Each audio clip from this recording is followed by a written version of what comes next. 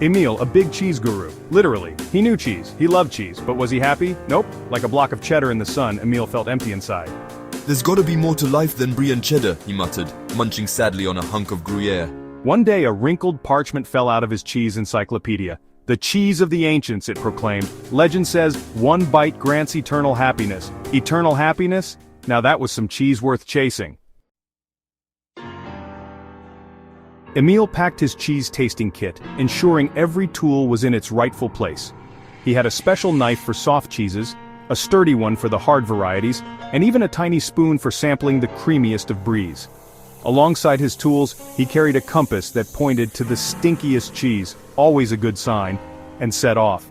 This compass, a family heirloom, had guided generations of cheese lovers to the most pungent treasures. First stop, Old Man Mozzarella, rumored to have traveled the world and back on a quest for the perfect pizza topping. His stories were legendary, filled with tales of exotic cheeses and far-off lands. The cheese of the ancients.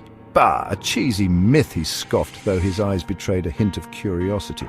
But he pointed Emile towards the Whispering Caves, known for their echoing cheese mold spores. These caves were said to hold the secrets of the oldest and most mysterious cheeses.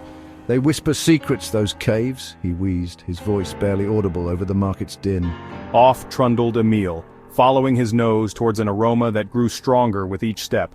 The path was winding and treacherous, but his determination never wavered.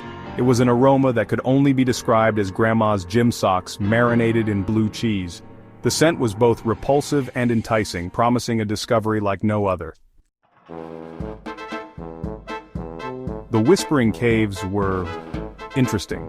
They were filled with the echoes of ancient cheese legends and the faint aroma of aged dairy. Every corner seemed to hold a new surprise, a new challenge. He dodged cheese stalactites, surprisingly sharp, that hung from the ceiling like nature's own booby traps. Each step was a dance with danger, a test of agility and wit. Outsmarted a family of cheese mites who tried to steal his socks. Apparently high thread count is a delicacy. These tiny creatures were relentless, but he managed to fend them off with quick thinking and a bit of cheese dust. And even had a staring contest with a giant wheel of Roquefort that he swore winked at him. It was as if the cheese itself was alive, challenging him to prove his worth. The wheel seemed to have a personality, almost daring him to look away first. The caves led him to Mimi, a tiny woman with a booming voice and a cheese knife collection that would make a pirate jealous. Her knives were not just tools, but extensions of her very being, each one telling a story of its own. She was stirring a vat of something that smelled like victory and gym socks. The concoction bubbled and frothed, filling the air with a pungent aroma that was both repulsive and oddly enticing.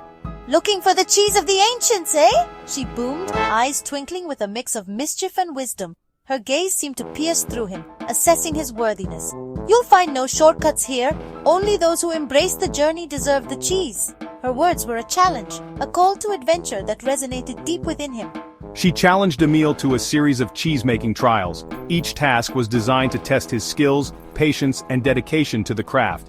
He had to identify mold by smell alone, a task that required a keen nose and an intimate knowledge of cheese varieties, separate curds and whey blindfolded, relying solely on his sense of touch and intuition. It was a true test of his mastery over the cheese-making process, and age a perfect camembert in a cave full of mischievous cheese goblins. These goblins were notorious for their tricks, making the task even more challenging. Emile knew that only by overcoming these trials could he prove himself worthy of the cheese of the ancients. Finally, after weeks of perilous, cheesy adventures, Emile's journey had brought him to the most unexpected places. He had traversed through dense forests, climbed steep mountains and even crossed rivers, all in search of the legendary cheese. Emile found it. There, nestled in a bed of Himalayan pink salt surrounded by an aura of mystery and ancient lore, was the legendary cheese of the ancients. It glowed with an inner cheesy light, illuminating the cave with a warm golden hue. He took a bite. Was he eternally happy? Well, no. The taste was rich and complex, but it didn't bring the eternal bliss he had imagined. It tasted like a really good cheddar, a little nutty, with a depth of flavor that hinted at its ancient origins. But there was also a hint of... was that disappointment? It was as if the cheese was telling him that the journey was more important than the destination. He realized Mimi was right.